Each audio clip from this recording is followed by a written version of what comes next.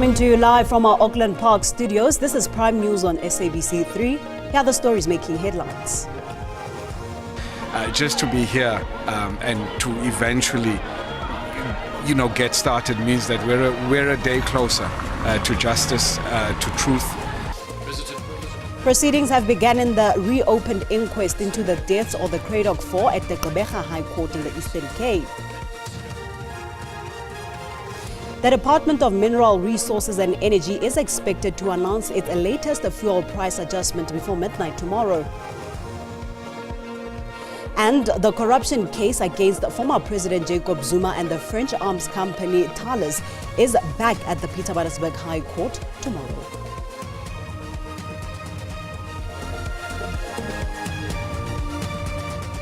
Good evening and a warm welcome to Prime News on 3. It's a pleasure to be in your company this evening as we bring you the latest updates in your world.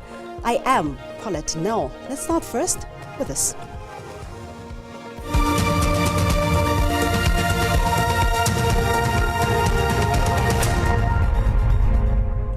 Proceedings have begun in the reopened inquest into the deaths of the Kredok 4 at the Kredok High Court in the Eastern Cape, nearly 4 decades after the anti-apartheid activists were allegedly killed by the apartheid security branch. The families of Matthew Goniwe, Fort Chalata, Stelo Mahlauli and Sperom Konto say they are still searching for the truth and accountability. This marks the third inquest into the brutal 1985 murders of Matthew Goniwe, Fort Chalata, Sicelo Mahlauli and Sperom Konto. The first, held during apartheid, and the second in 1993, both failed to hold anyone accountable.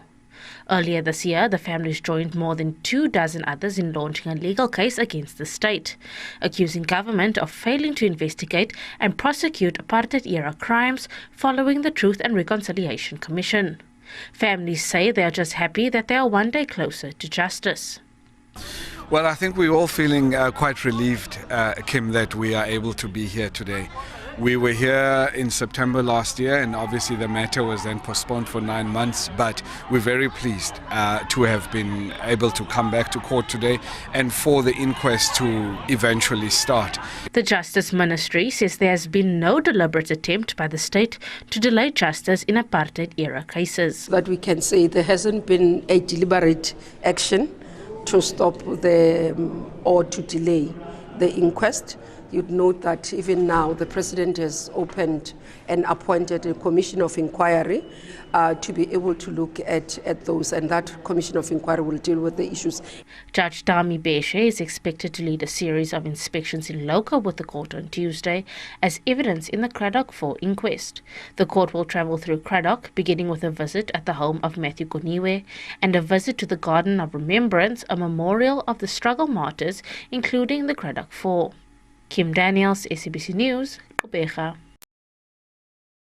The Department of Mineral Resources and Energy is expected to announce its latest fuel price adjustment before midnight tomorrow. According to preliminary reports by the department's Central Energy Fund, the price of petrol is expected to come down by 19 cents in June and diesel by 50 cents per litre. However, the massive hike to the general fuel levy recently announced by the National Treasury might offset the benefits of falling fuel prices. Last month, Finance Minister Enoch Godongwana announced that the general fuel levy hike will be implemented this week. This was after the VAT increase was challenged and the National Treasury had to find alternative ways to raise the revenue. The announcement could also be delayed after the economic freedom fighters filed an urgent court bid to prevent the fuel levy hike from kicking in this Wednesday. The Western Cape High Court is set to hear the matter tomorrow. The EFF filed its papers last week, arguing that the implementation of the fuel levy increase will be economically harmful.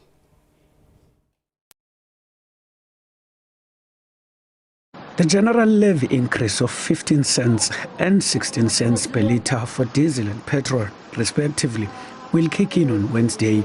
On the same day, petrol is expected to drop by 19 cents per litre, while diesel will drop by 51 cents per litre. Announcing the general fuel levy hike 2 weeks ago, Finance Minister Enoch Godongwana said while the VAT increase has been cancelled, government is still obliged to find other means to collect revenue. In this difficult environment, it remains vital that we still take actions to increase revenue to protect and bolster frontline services, while expanding infrastructure investment to drive economic activity. The EFF says it's against the proposed increase and took the matter to court. It says, among other things, if the implementation of the increase goes ahead, it will be economically harmful. Yes, we are vehemently rejecting the fuel levy increase. And our reasoning is very simple. It's a regressive tax. But also, the minister is relying on wrong judgment. So the fuel levy is not a regulatory or an administrative issue. It is a tax issue. And it's a tax of a general application. It doesn't check whether you are rich or you are poor, you are wealthy or not. In his answering affidavit, Godongwana says he doesn't have the powers to implement the fuel price adjustments. He says his powers only allow him to pronounce the fuel levy, but the ultimate powers lie with the Department of Mineral Resources. He says the EFF application for interdict should be dismissed because it did not join the Department of Mineral Resources and Petroleum Resources as an implementing agent. Abongwe Kobokana, SABC News at Parliament. The DA says its victory in barring MK parliamentary leader Dr. John Hlophe from serving on the Judicial Service Commission is about upholding the rule of law. This follows a ruling by the Western Cape High Court which declared the decision of the National Assembly to designate Dr. Hlophe as one of its representatives to the JSC unconstitutional and invalid. Cape High Court has ruled that the National Assembly may not designate Hlophe to serve on the JSC in terms of the Constitution. The DA's court case against Hlophe's designation to the JSC was joined by Freedom Under Law and Corruption Watch. It followed the decision of the National Assembly on the 9th of July last year, which voted for Hlophe to be one of its 6 representatives in the JSC. The DA, FF+, and ACDP were the parties that voted against Hlophe's designation to the JSC. It cannot be that a disgraced judge, an impeached judge who has been found guilty of manipulating processes of the court, of trying to influence other judges unduly for political reasons, must serve in a Judicial Service Commission, particularly given the important role that it plays in appointing other judges across the land. So we're very happy that this is a win for democracy. This is a win for the people of South Africa. It is a win for the independence of the courts. In February last year, the National Assembly voted to impeach Hlophe after the JSC found him guilty of gross misconduct. The court has ordered Hlophe and the MK party to pay the costs. Lula Mamatya, SABC News, Parliament.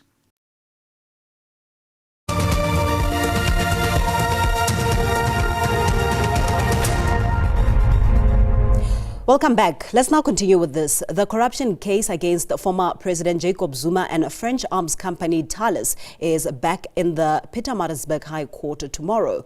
Judge Nkosinati Chili has set it down as the holding date while he's considering Talis's application to be acquitted on all charges due to the death of the key witnesses in their case. Judge Nkosinati Chili is still considering the applications brought by Talis and former President Jacob Zuma to be acquitted on all charges because key witnesses have passed away. Pierre Moino and Alain Tetard were Talis South Africa's directors in the 1990s and early 2000s, respectively.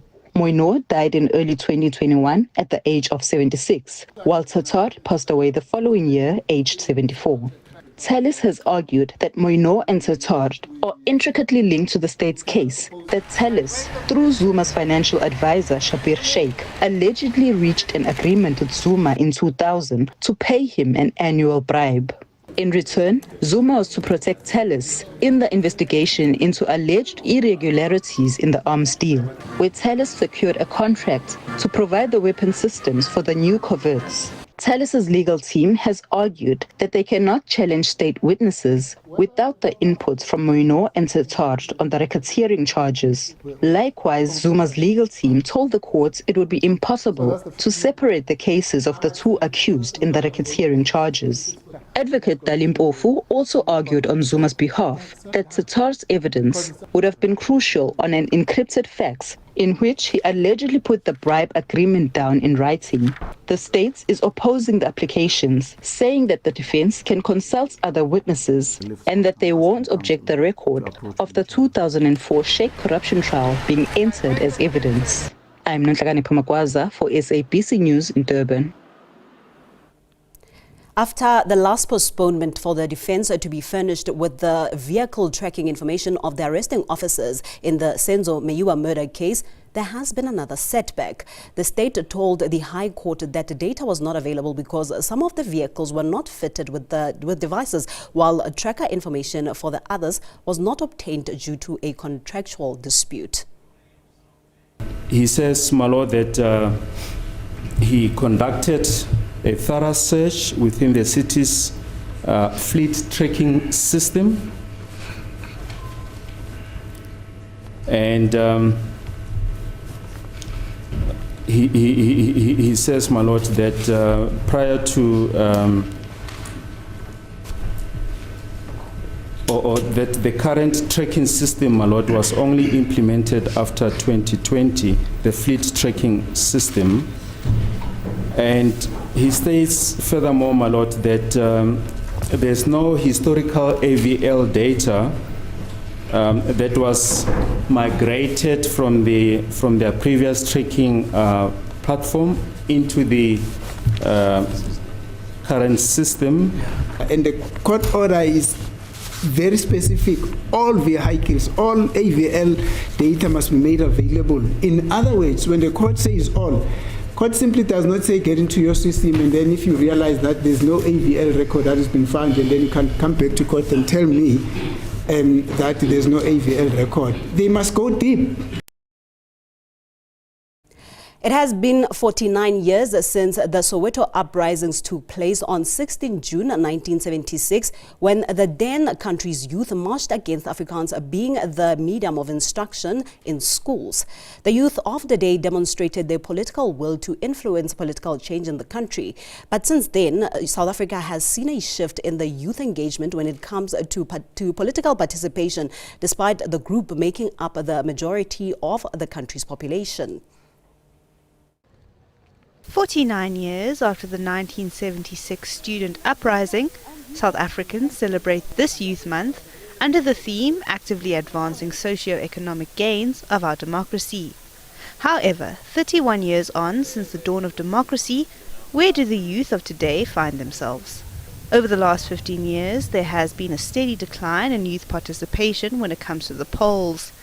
Youth organizations from political parties have weighed in. 30 years into democracy, far too many young people feel disillusioned, excluded, and disempowered by the system that has failed to deliver on the promises of land, jobs, quality education, and economic opportunity. As we reflect in the past 31 years of democracy, we can indeed say young people have come a long way. We have come a long way where we see young people participating in the political landscape of South Africa, driving change on a national, provincial, and on a local platform, where young people came out in their numbers to ensure that today, South Africa, we have a government of national unity where the Democratic Alliance and various other political formations play a part in.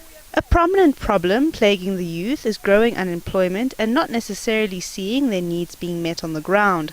However, what role do youth organizations play in this equation? Many young people still feel disillusioned due to persistent inequalities, high unemployment, and lack of economic opportunities. We don't shy away from these realities. That's why the ANC League exists, to agitate, to influence policy, and to ensure that the voices and needs of young people are not just heard, but acted upon. Zara Groenewald, SABC News, Johannesburg.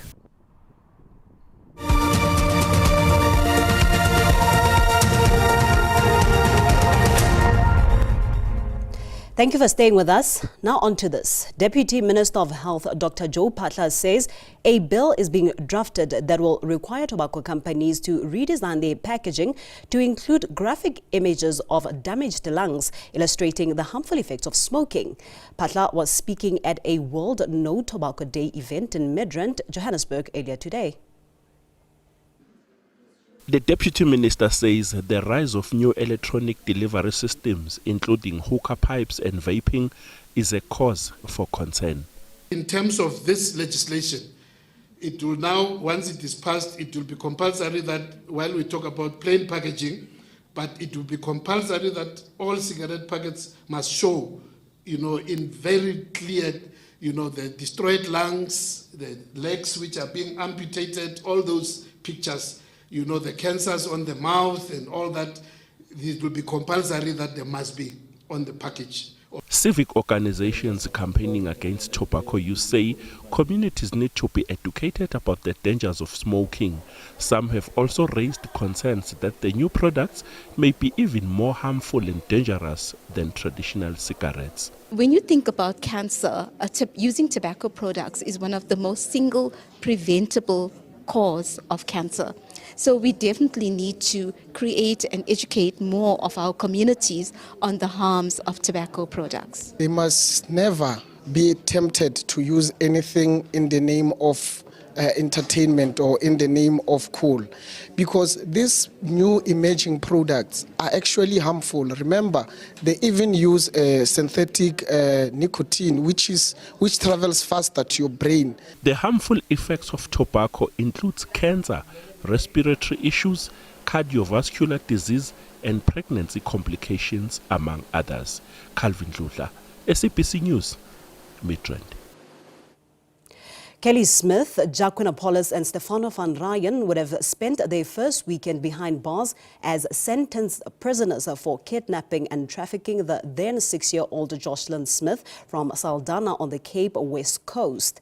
The trio are serving life imprisonment after the prosecution team in the case succeeded in securing their conviction and the maximum sentence. Kidnapped and sold by her mother, father figure and their friend. Now the very people meant to protect young Jocelyn are serving life in jail. They failed in their bid for discharge and maintained their stony silence throughout the trial. The prosecution team, who worked tirelessly to achieve the maximum penalty, have described this case as one they would never be able to forget. You're working on a missing child case, and that investigation is still active and very much alive. And the fact that we don't have closure, the fact that we haven't found the child is obviously something that weighs heavily on us as mothers, as we both are. And the emotional intensity of that cannot be stated enough. A first of its kind, the case of young Jocelyn has been described as an important one to test the law around human trafficking in South Africa. When this matter came across my desk, I knew instinctively that this is going to be the first of its kind, but there was a need to test the law and to expand the law. This would be the very first time that we actually prosecuted for trafficking in persons where a child was sold and had not yet been recovered. With the three behind bars, the court must still decide on whether or not to grant the state's Section 204 witness, Laurentia Lombard, indemnity from prosecution. We will be called on to argue and indicate why we say that she should or should not be granted indemnity. Of course, our argument is that she should be granted indemnity. Applications for leave to appeal the conviction and sentence are expected to be heard within 14 days of sentencing. Vanessa Puna, SABC News, Cape Town.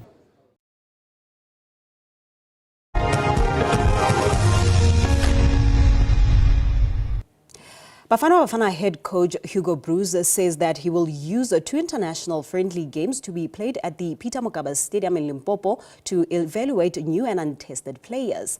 Bafana will face Tanzania this Friday and Mozambique on Tuesday next week. With tried and tested Mamelodi Sundowns players unavailable after their scintillating CAF Champions League encounter with the Egyptian side Pyramids on Sunday, the majority of players called up to Hugo Broos' team were selected from league runner-up Orlando Pirates. The Belgian has also called players from other clubs locally and internationally. Most of these players are national team debutants who will be releasing an opportunity to represent their country. European-based duo Luke Leroux and Samukelo Kabini are expected to join other players on Tuesday afternoon. It's a great opportunity for the new players who are with us and also the young players. There is no pressure. We play friendly games. So the result is not that important, and from our side I will give every player the same play time. Amazulu midfielder Tsepang Murem is one of the players who received their first national call-up. The pacey goal-scoring winger has expressed his excitement. He told me that whenever I play I must do my best because you'll never know who's watching. Hugo Broos has also reiterated his decision to step down from his position as the Bafana coach after the 2026 FIFA World Cup. I think there has to be one moment that you have to stop. I will not die on the bench. So next year, after the World Cup is finished. Orlando Pirates centre-back Nkosinathi Sibisi will captain the team against the Taifa Stars of Tanzania. Rutendo Bobori, SABC News, Polokwane. Well, with that, it's now time to see what the latest weather forecast has in store for us. Stay tuned.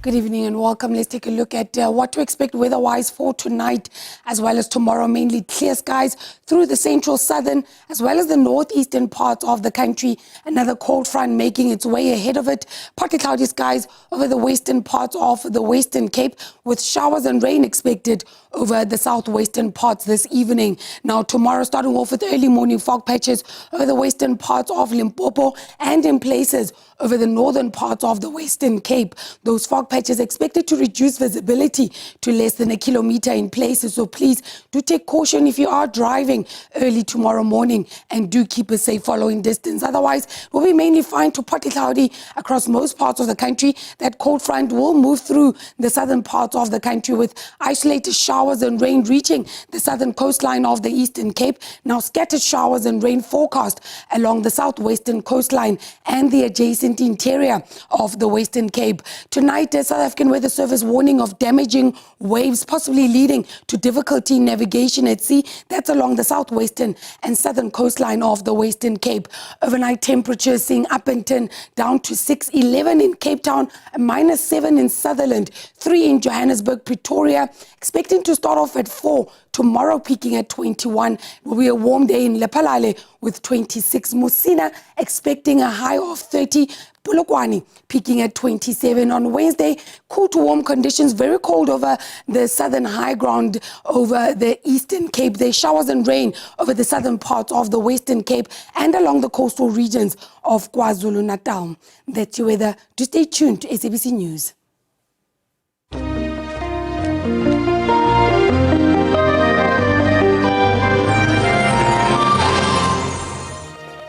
That concludes our time together this evening. Much gratitude for joining us.